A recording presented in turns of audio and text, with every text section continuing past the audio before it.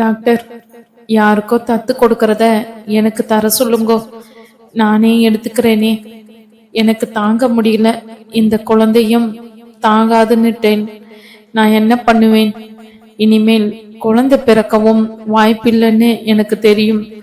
எனக்குள் இருக்கும் தாய்மை உணர்வை கட்டுப்படுத்த முடியாமல் தான் கேட்கிறேன். எனக்கே கொடுத்துருங்களேன். அந்த குழந்தையை என் பொண்ணா நான் வளர்த்துக்கிறேன். எனக்கு ஒரு பற்றுகோள் வேணும் இனிமேல் என்றவளை தடுத்த விஸ்வநாதன், கமலா, நீ இப்போ அதிக உணர்ச்சி வசப்பட்டு இந்த முடிவை எடுத்திருக்கன்னு நினைக்கிறேன். அது அவ்வளவு ஈஸியா கிடைக்காதுமா. நாளைக்கே நம்ம குழந்தை பிழைச்சிட்டா அடுத்தது சாரதாவின் கணவரும் என்ன பதில் சொல்ல முடியும்? குழந்தை எங்கன்னு கேட்டா, விசு, நீங்க சொல்றது சரி, இதெல்லாம் வேற யோசிக்கணும் என்ற டாக்டரை பார்த்த கமலா, என் குழந்தை பிழைச்சாலும் சரி பிழைக்கா காட்டாலும் சரி, இந்த குழந்தைய நான் கைவிட மாட்டேன். அவளை எனக்கு கிடைச்ச வரமாதான் நான் யோசிக்க முடிகிறது. எனக்காகவே சாரதா இங்கே வந்தாளோன்னு தோன்றது. ரெண்டையும் நானே வளர்த்துக்கிறேனே. என்ன சாரதா கிட்ட கூட்டிட்டு போங்க, நான் கேக்குறேன் அவகிட்ட என்று இறைஞ்சினாள் கமலா. விசு, கொஞ்சம் யோசிக்கலாம். நாம் வா, இவளை சாரதா கிட்ட கூட்டிட்டு போலாம் என்றாள் மாலதி. அவரும் பெண் தானே, ஒரு தாயின் வேதனை புரியாதா என்ன? மெல்ல கமலாவை தாங்கி பிடித்தபடி சாரதாவின் அருகில் அழைத்து சென்றார்கள். சாரதாவின் அருகில் அமர்ந்தவள் சாரதாவின் கைகளை பிடித்து கொண்டு, சாரதா, நிச்சயம் இது உனக்கு ரொம்ப கஷ்டமான முடிவுதான். நீ வேண்டாம் என்று நினைத்தால் அதை வரமாக எண்ணி ஏந்தி கொள்ள காத்திருக்கும் எனக்கு மடிப்பிச்சையாக தருவாயா உன் குழந்தையை என்று கதறினாள். கமலாவை பார்த்ததும் கதறி அழ துவங்கினாள் சாரதா. ஐயோ, என்ன நான் பண்ணுவேன்? ரோஜா பூ போல ஒரு குழந்தைய கொடுத்துட்டு பகவான் அதை என்னால பார்த்து அனுபவித்து போஷிக்க முடியாம பண்றாரே. இதுக்குதான் நான் சொன்னேன், நான் மகா பாவி. கையில ஒரு புதையல் கொடுத்திருக்காரு பகவான், ஆனா அத ஆண்டு அனுபவிக்க பாத்தியத்தை கொடுக்கல. தெய்வ சங்கல்பம் இதுதானே. உனக்கும் எனக்கும் என்ன பந்தமோ அதனாலே தானோ என்னமோ நீ இங்கே வந்திருக்க. நிச்சயம் என் குழந்தை நன்னா உன்கிட்ட இருக்கும்னு எனக்கு தெரியும். ஒரு தாயோட ஏக்கமும் வலியும் வேதனையும் அதை அனுபவிச்ச இன்னொருத்திக்கு தானே தெரியும் என்று சிறிது நேரம் கமலாவின் கையை பிடித்தபடி கண்ணீர் வழிய அமர்ந்திருந்தவள் சட்டென்று ஒரு முடிவுக்கு வந்தவளாய் குழந்தையை எடுத்து மெல்ல தடவி உச்சி மோர்ந்து ஒரு முத்தத்தை பதித்து கமலாவின் கையில் கொடுத்து விட்டாள். சில நொடியில் யாருக்கும் எதுவும் பேச தோன்றவில்லை. பின் டாக்டர் மாலதி, எல்லாம் சரிதான் கமலா, உனக்கு ஒரு குட்டி ராணி கிடைச்சாச்சு. ஆனா இப்போ சாரதாவின் கணவருக்கு என்ன பதில்? குழந்தை பிறந்ததை சொல்ல வேண்டுமே.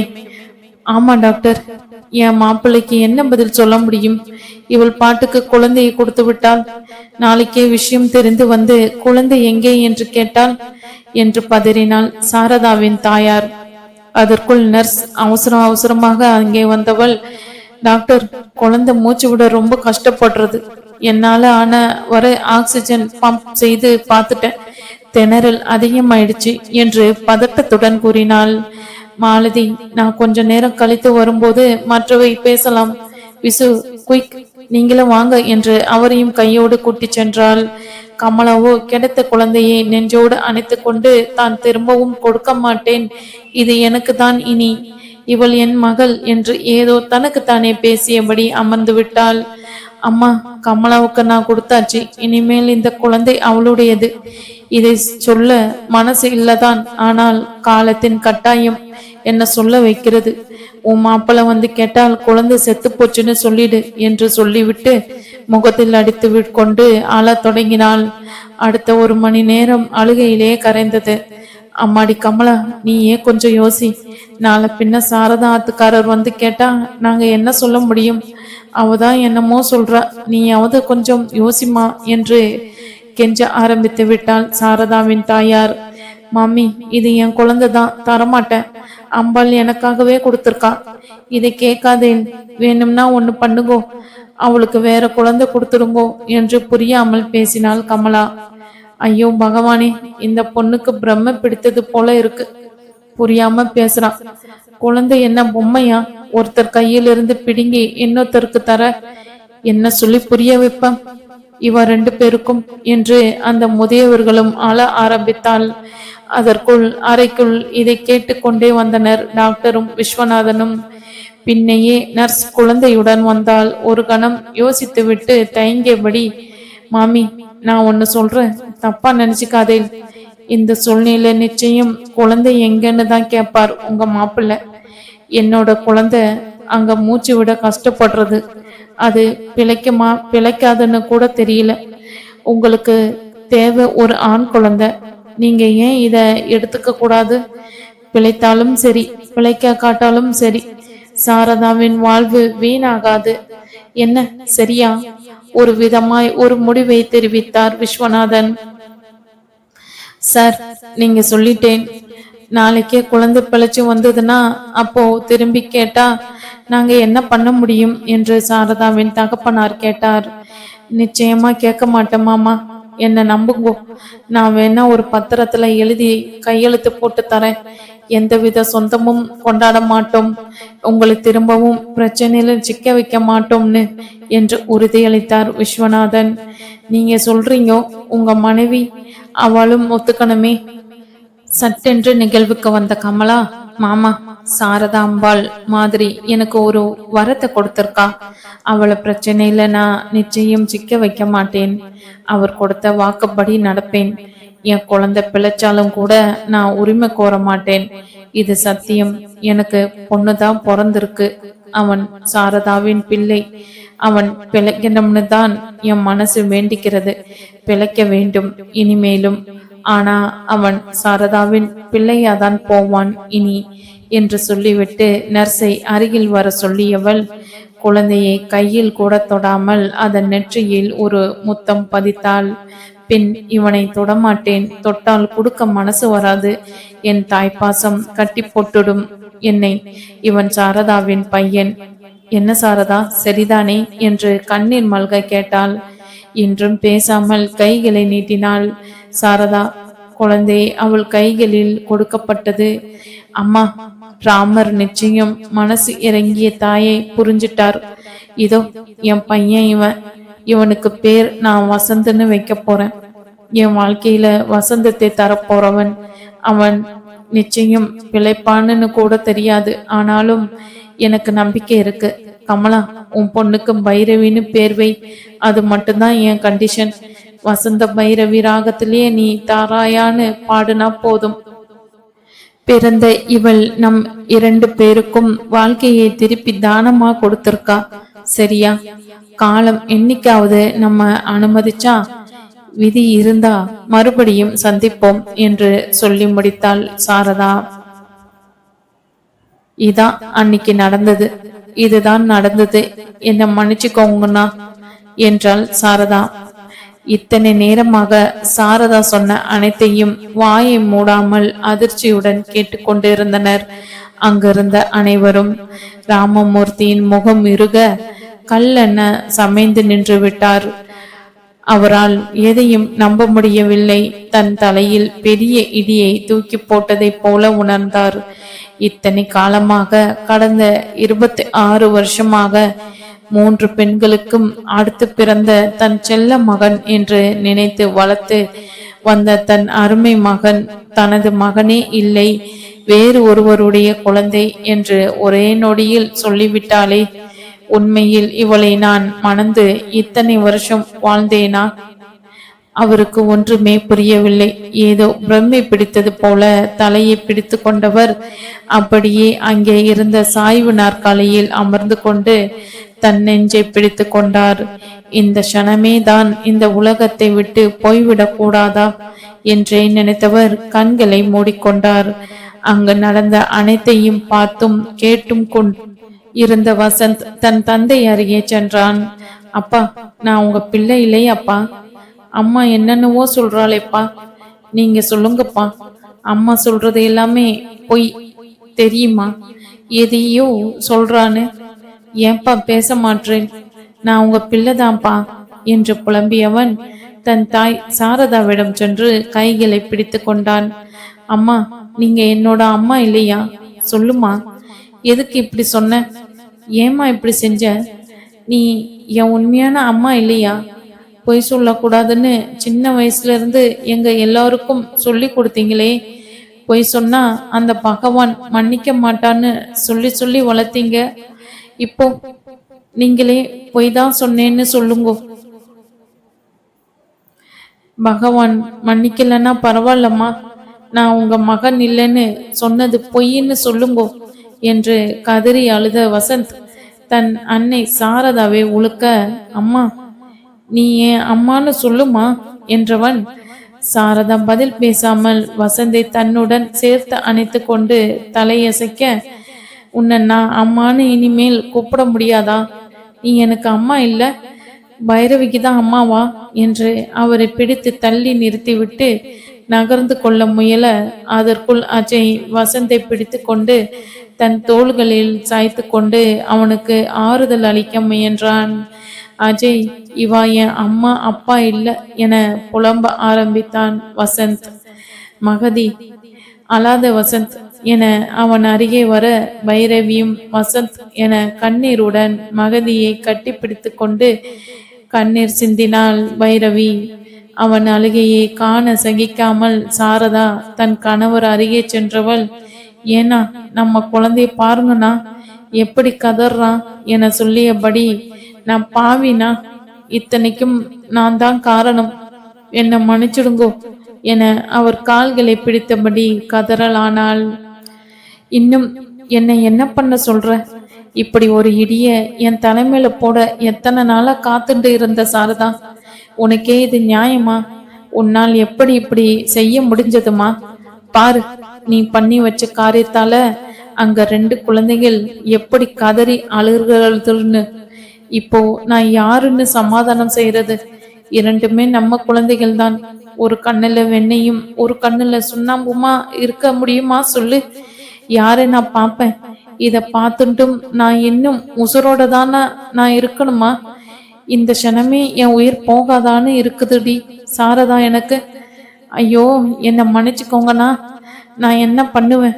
இத்தனை நாளா தெரியாத இருந்த விஷயம் என்னோடைய புதைஞ்சு போயிடும்னு நினைச்சேனே, இப்படி மறுபடியும் விஷயம் முளைக்கும்னு நினைச்சு பார்க்கலண்ணா என்று சாரதா கதற, தன் கால்களை பிடித்திருந்த சாரதாவை பிடித்து விலக்கிவிட்டு எழுந்த ராமமூர்த்தி, அப்படின்னா சாரதா, நாம வாழ்ந்த வாழ்க்கைக்கு என்ன அர்த்தம் சொல்லுமா? உன்னுடைய இந்த விஷயத்த மறைச்சு போகணும்னு நீ நினைச்சிருக்க. என்கிட்ட இவ்வளோ பெரிய விஷயத்த எப்படி நீ மறைக்க துணிஞ்ச? சொல்லு சாரதா, சொல்லு. அப்போ நாம 2 பேரும் இத்தனை நாள் சேர்ந்து வாழ்ந்ததே பொய்யா தெரிகிறது நேக்கு. உன் மனசுல இவ்வளவு கல்மிஷமா? இல்லனா இப்பவும் நான் சொல்றேன், உங்களை நான் ஏமாற்ற நினைக்கல. அன்னைக்கு அந்த க்ஷணத்துல இப்படி ஒரு முடிவை எடுக்க வேண்டியதா போச்சு.